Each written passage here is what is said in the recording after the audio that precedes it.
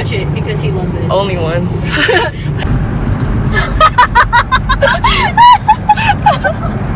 The collective screaming. It's so where it went. I think it flew out. Yeah.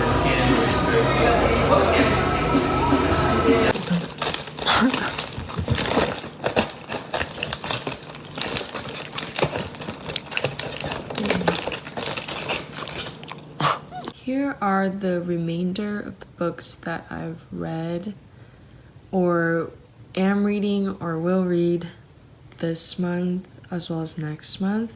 This is Love and Color by Bolu Babalola.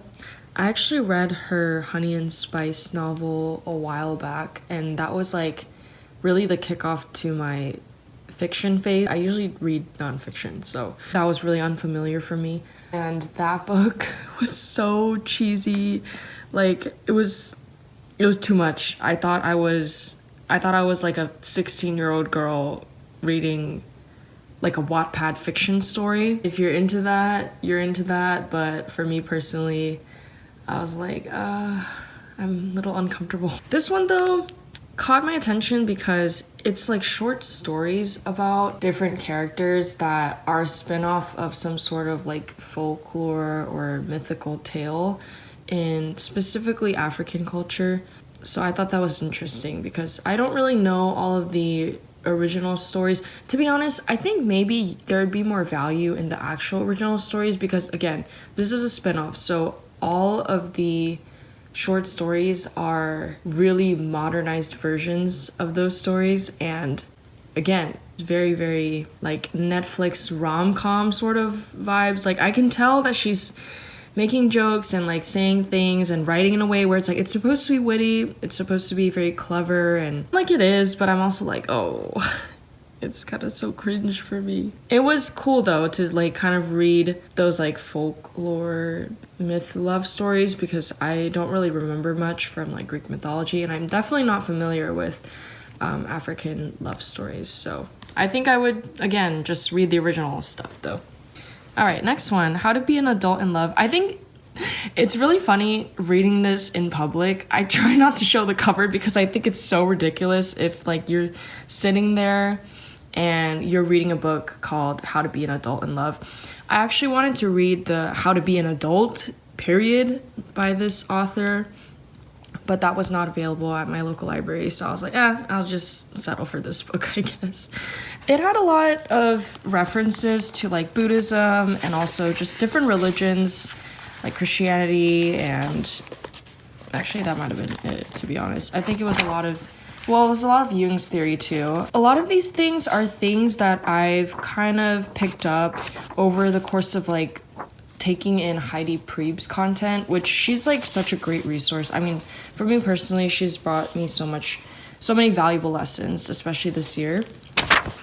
But this book is more specifically about love as a concept, and I think going into it, I thought it was gonna be about romantic love, the basic like tips and tricks of how to make that work, but it actually was more of like a metaphysical, theoretical approach to love, and it had a very big emphasis on sort of experiencing and expressing love universally and globally, so not just to our close loved ones, but sort of to the collective as a whole, which I really appreciate and like, and it's something that I'm trying to implement in my own life personally. A lot of like psychology drenched terms. Yeah, there were a lot of different sort of like practical tips and things like that throughout the book, usually like at the end. And I also really like when books have these kind of, what do you call it, like lists and diagrams and things. It helps me take a break from just like pure text. So I actually really like this book. It made me kind of want to read the actual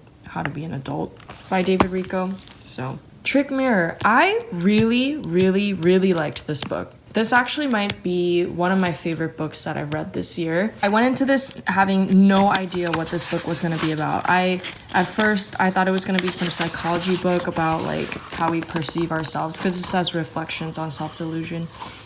And then I read the inner cover, and then I was like, wait, is this a fictional book? And then I started reading it and I realized it's a book compiled of 9 essays, and they're all about pretty different topics but are related to sort of modern times. The first chapter is about like sort of the rise of the internet and how that's shaped society and how we relate to each other.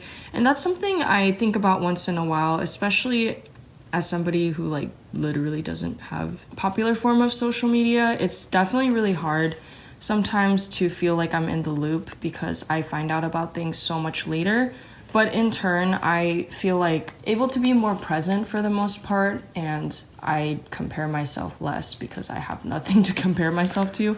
So that's like the great part of it. But it was really interesting because I think there's a lot of like performativeness to our current generation because you're kind of expected to live this like great life and like make the most of it, whatever that means. I think for us here in America, it means like be productive, be like quote unquote that girl. And this I think relates a lot to the last chapter, which talks about weddings. This year I saw a lot of different people get married. There's just a lot of weddings going on, a lot of proposals, engagements, and sort of seeing the process of especially the bride-to-be go through all the chaos of like planning and gifts and finances. I mean, I think I resonate with this author. The author was basically saying she's been with her partner for a really long time and they just decided like they're not really gonna have a wedding. I can totally see myself being in the same position. Like again, it ties back into the whole like performative thing. I think a lot of times the wedding is not really like for the couple, it's for everyone else. And yet it's the one day that you're kind of allowed to be selfish. Or I say that in quotes, like you're allowed to be sort of self-centered and, you know, all of your choices for things and expect people to cater to you because it's like your big day.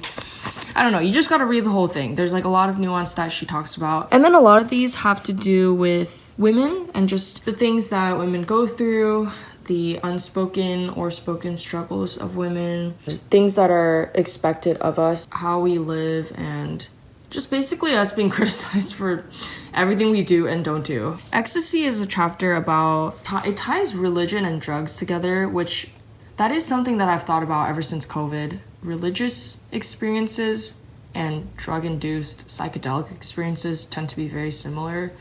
And so it makes me question the validity of either one, especially the religious one when it's purely like emotionally based. And it kind of like resurfaced that question for me personally. I think Gia's style of writing it's just like so delicious for me. I don't know how else to describe it. Caste, I just started reading this. I read like the first couple of pages.